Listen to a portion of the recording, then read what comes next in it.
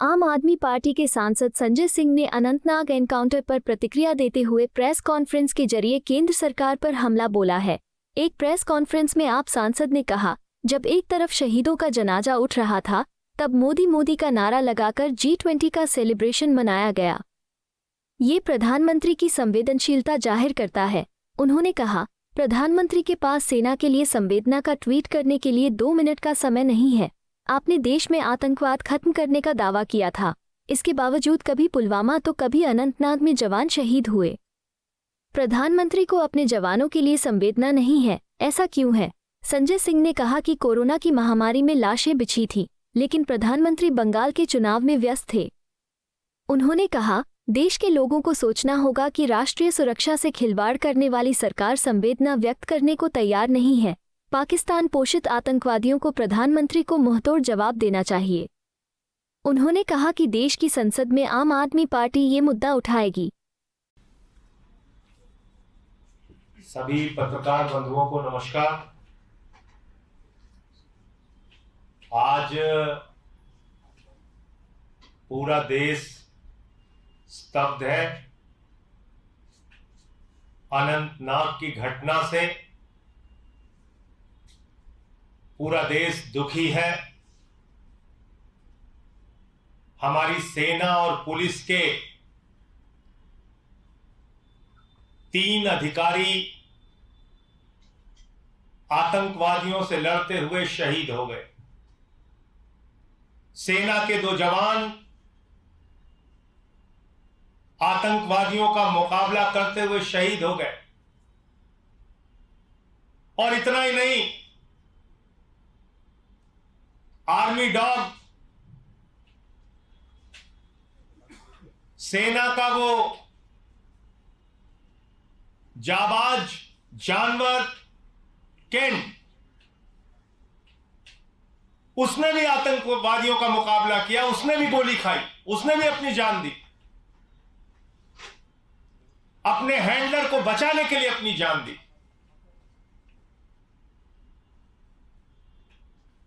देश की सेना के कर्नल मनप्रीत सिंह जी, जो पंजाब की धरती से आते हैं,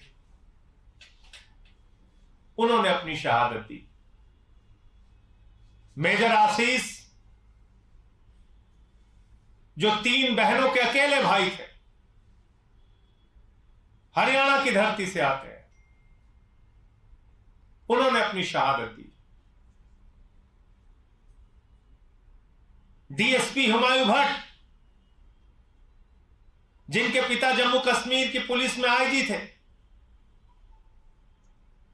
हुमायूं भट्ट जो अपने पीछे अपने पिता, अपने परिवार, अपनी पत्नी और अपने 2 महीने के बच्चे को छोड़ के गए। पूरा देश उनके सर्वोच्च बलिदान को नमन करता है। राइफलमैन रवि कुमार और कर्नल मनप्रीत सिंह जी को सेना मेडल से सम्मानित किया गया था। मेजर आशीष जी को अभी 15 अगस्त में भारत की महामहिम राष्ट्रपति द्रौपदी मुर्मू जी ने सम्मानित किया था, उनकी बहादुरी के लिए सम्मानित किया था।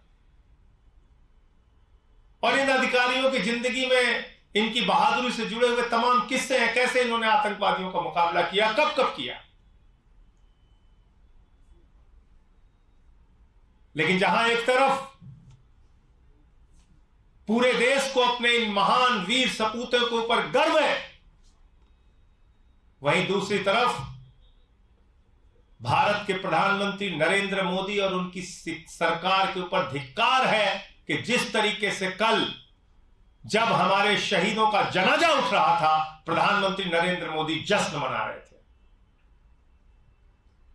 जब हमारे शहीदों का जनाजा उठ रहा था, सेना उनको सलामी दे रही थी। एक पिता नम आंखों से अपने बेटे को श्रद्धांजलि दे रहा था। लोग चीख रहे थे, मातम मना रहे थे। उस वक्त मोदी मोदी के नारे लगाकर G20 का जश्न मनाया जा रहा था। यह भारत के प्रधानमंत्री की संवेदनहीनता की पराकाष्ठा है। भारत के प्रधानमंत्री जो किसी ब्राजील के फुटबॉलर को चोट आने पर ट्वीट कर देते हैं, भारत के प्रधानमंत्री जो दुनिया की तमाम घटनाओं पर अपनी संवेदना जाहिर करते हैं। अफसोस की बात है कि इतना समय बीत गया, आप जश्न मनाने में व्यस्त थे, जुलूस निकालने में व्यस्त थे, मोदी मोदी के नारे लगवाने में व्यस्त थे, लेकिन अपने सेना के अधिकारियों के प्रति आप संवेदना का ट्वीट करने के लिए 2 मिनट की फुर्सत नहीं पाते। यह किस प्रकार के संवेदनशीलता है आपकी? कैसे आप अपने आप को भारत मां का लाल कहते हैं? कैसे राष्ट्र की सुरक्षा के साथ इतना खिलवाड़ कर सकते हैं आप? आपने दावा किया था इस देश में आतंकवादियों का खात्मा होगा। आपने दावा किया था कि जम्मू कश्मीर में आतंकवाद को आप समाप्त करेंगे। कभी पुलवामा में हमारे 40 जवान शहीद हो जाते हैं, कभी 4 अगस्त को हमारे जवानों के टेंट पे हमला होता है, हमारे जवान शहीद हो जाते हैं।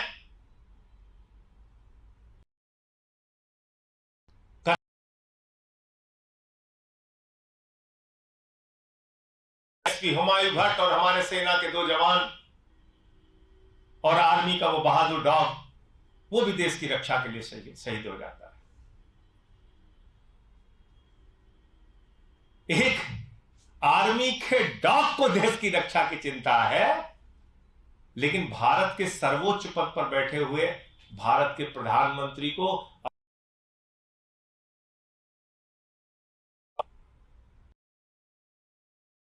हम सब के लिए बहुत सी शर्म की बात है कि देश के प्रधानमंत्री आखिर क्यों ऐसी घटनाओं पर जश्न मना रहे होते हैं। पुलवामा में हमारे जवान शहीद होते हैं, उत्तराखंड में शूटिंग में व्यस्त हैं हमारे देश के प्रधानमंत्री। घंटों बाद उनको होश आया कि नहीं, अब हमको डिस्कवरी की शूटिंग से निकलना चाहिए। कोरोना की महामारी में लाखों लोग देश के अंदर मर रहे होते हैं, शमशान घाट में लाशें बिछी होती हैं, संस्कार करने की नसीब नहीं होती है। भारत के प्रधानमंत्री बंगाल के चुनाव में व्यस्त होते हैं, और जब आतंकवादी हमला हो रहा है, और आतंकवादी हमला कोई एक दिन से नहीं, पिछले 3 दिन से यह हमला हो रहा था, 3 दिन से यह मुकाबला चल रहा था। हमारे सेना के अधिकारी शहीद होते हैं, पुलिस के अधिकारी शहीद होते हैं, हमारे जवान शहीद होते हैं। शहीदों का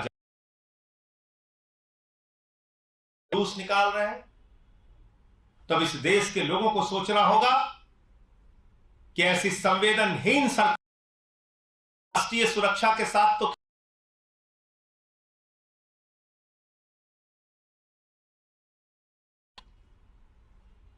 उसके प्रति अपनी श्रद्धांजलि और संवेदना व्यक्त करने के लिए भी तैयार नहीं। दिल्ली के मुख्यमंत्री अरविंद केजरीवाल जी, पंजाब के मुख्यमंत्री भगवंत मान जी, जैसे ही केजरीवाल साहब की सरकार बनी, दिल्ली के अंदर उन्होंने हमारे शहीदों के लिए, उनके परिवारों के लिए योजना बनाई, क्योंकि उन्होंने तो देश के लिए कुर्बानी दी है। अब हमारी जिम्मेदारी है, हम उनके लिए क्या कर सकते हैं। पंजाब के मुख्यमंत्री ने योजना बनाई।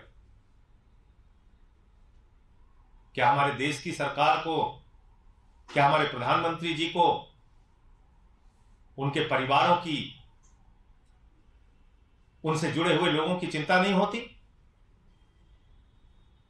क्या इतना भी वक्त आपको नहीं मिला सोचने का, विचार करने का कि अरे ये जुलूस 3 दिन के लिए स्थगित कर दें, 2 दिन के लिए स्थगित कर दें? मैं मोदी सरकार से ये मांग कर, ध्यान रखिए और उनकी आप मदद कर सकते हैं आर्थिक रूप से, नौकरी देके, जमीन देके, जिस तरीके से भी उन परिवारों की आप मदद कर सकते हैं, मदद के लिए आगे आइए। और जिन आतंकवादियों ने हमारे वीर सपूतों की जान ली है, उसका मुंहतोड़ जवाब दीजिए। पता ये चल रहा है कि ये लश्कर तैयबा से जुड़ा हुआ कोई ग्रुप है जो अब तक की जानकारी सामने आई है,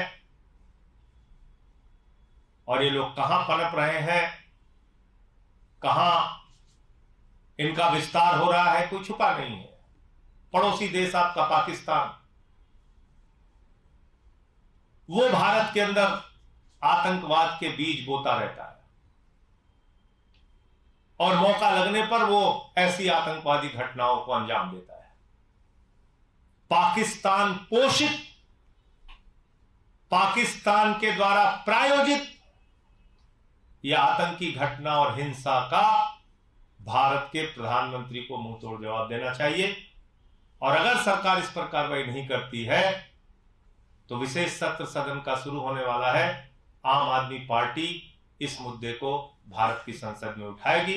हमारे जो बाकी सांसद हैं, मैं और राघव चड्ढा तो सस्पेंड है, अगर बहाल करते हैं तो हम लोग बोलेंगे, और नहीं बहाल करते हैं तो हमारे बाकी के जो सांसद हैं वो इस विषय को देश के सर्वोच्च सदन में उठाएंगे। आपका कोई प्रश्न आप पूछ सकते हैं। संजय जी, दूसरी पॉलिटिकल पार्टी में भी जश्न मन रहा है। अभी आपके ऑफिस के बगल में ही कांग्रेस पार्टी में पटाखे बज रहे हैं, आतिशबाजी हो रही है, कांग्रेस के प्रदेश अध्यक्ष ऑफिस ज्वाइन कर रहे हैं, उसका खुशी मनाया जा रहा है, रास्ते बंद है सारे। मैं भी इस प्रेस कॉन्फ्रेंस में हूं। मैं सिर्फ ये कह सकता हूं कि इस वक्त जो समय है वो हमारे शहीदों के प्रति नमन, उनको अपनी संवेदना व्यक्त करने का, और भारत की सरकार को, देश के प्रधानमंत्री को इस घटना का मुंहतोड़ जवाब कैसे देना है, इसके बारे में सरकार को सामने आके बोलना चाहिए और देश को बताना चाहिए, देश को विश्वास में लेना चाहिए। संजय जी, प्रधानमंत्री आज मध्य प्रदेश में हैं, परियोजनाओं का उद्घाटन कर रहे हैं। वहां उन्होंने जम्मू कश्मीर के मुद्दे पर तो नहीं बोला, लेकिन सनातन पे इंडिया गठबंधन को घेरा है। सीधे तौर पे ये कह रहे हैं कि सनातन को खत्म करने का लक्ष्य है इस गठबंधन का, और हर सनातनी को सतर्क रहने की जरूरत है। देखिए, भारत के प्रधानमंत्री 24 घंटे सिर्फ चुनाव में और नफरत फैलाने में व्यस्त रहते हैं।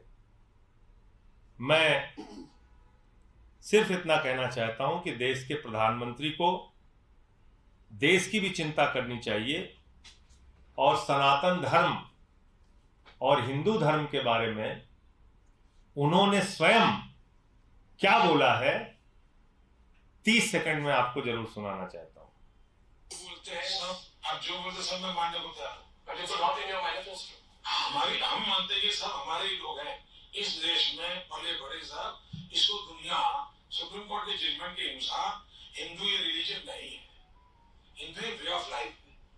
आप रिलीजन में चले गए, हम सुप्रीम कोर्ट के जजमेंट के हिसाब से करते हैं। सुप्रीम कोर्ट के जजमेंट के हिसाब से हिंदू ये वे ऑफ लाइफ है, और उसमें न बुद्ध को इतराज है, न सिख को इतराज है। इतना ही नहीं, आज भी केरल में हमारे ईसाई संप्रदाय ऐसे हैं जो इसी प्रकार से जीवन जीते। ये आप किसके मैटर करते हैं, नहीं करते हैं। मगर आपके मैनिफेस्टो में तो सिर्फ हिंदूज का रेफरेंस है। हम हिंदू रेफरेंस जो करते हैं वो सुप्रीम कोर्ट के जजमेंट के हिसाब से करते हैं, वे ऑफ लाइफ के रिलीजन के हिसाब से नहीं करते। So the reference to Hindus in the manifesto. ये भारत के प्रधानमंत्री कह रहे हैं हिंदू धर्म ही नहीं है। ये देखिए प्रधानमंत्री जी का वक्तव्य है। तो प्रधानमंत्री अपनी सुविधा के हिसाब से बोलेंगे। वो खुद कभी कहेंगे हिंदू धर्म नहीं है, कभी कहेंगे हिंदू धर्म है। सनातन धर्म पर किसी को भी टिप्पणी करने का अधिकार बिल्कुल नहीं है। सभी धर्मों का हमें सम्मान करना चाहिए, और हमारे नेता अरविंद केजरीवाल जी का तो मानना है, उनका नारा है, इंसान का इंसान से हो भाईचारा। यही पैगाम हमारा। सभी धर्मों के बीच में समन्वय होना चाहिए, प्रेम होना चाहिए, भाईचारा होना चाहिए। ये आम आदमी पार्टी का मानना है। हम किसी के धर्म के खिलाफ ना बोलते हैं, ना वो उसको लेके कोई राजनीति करते हैं। लेकिन मैं बहुत स्पष्ट तौर पे कहना चाहता हूं कि हिंदू धर्म का और सनातन धर्म का इस धरती पर सबसे ज्यादा नुकसान अगर किसी ने किया है तो उस पार्टी का नाम है भारतीय जनता पार्टी, और उस नेता का नाम है नरेंद्र मोदी। मैं कैसे कह रहा हूं 2 मिनट में आपको बताना चाहता हूं। ये वो लोग हैं जो प्रभु श्री राम के मंदिर में चंदा चोरी का काम करते हैं। मैंने उसका प्रमाण दिया था। 2 करोड़ की जमीन 18.5 करोड़ रुपए में इन लोगों ने खरीदने का काम किया।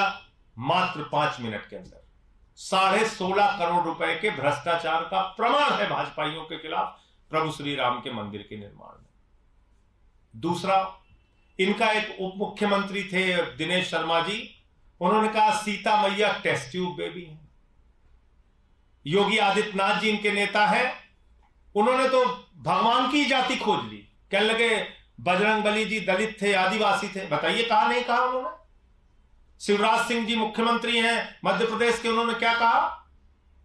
नरेंद्र मोदी जी भगवान श्री राम हैं और अमित शाह जी बजरंगबली हैं। आप हमारे देवताओं की तुलना नरेंद्र मोदी और अमित शाह से कर रहे हैं? यह धर्म का अपमान नहीं है? इसी संसद के अंदर एक सांसद महोदय ने क्या कहा था? विस्की में क्या बसे और जिन में क्या बसे और ठर्रे में क्या बसे। उनके बेटे को तो आप कैबिनेट मंत्री के पद से सुशोभित कर रहे हैं। इतिहास पता है आपका भाजपा को? मैं बताता हूं आपको।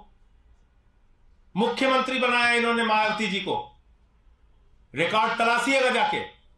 मुख्यमंत्री बनाया, भारतीय जनता पार्टी के 176 विधायक थे और मायावती जी के 60-65 विधायक थे। पहली सरकार बनी थी, पहली सरकार। और उसमें किसका मेला लगवाया था मायावती जी ने? पेरियार का मेला लगवाया था। पेरियार कौन थे? रावण समर्थक थे। बताइए बीजेपी के एक भी नेता ने, मंत्री ने इस्तीफा दिया हो? और इसी डीएमके के साथ 2-2 बार सरकार बना चुके हैं। बताइए आप। तो इसलिए हमको भाजपाइयों से नहीं सीखना है हिंदू धर्म और सनातन धर्म।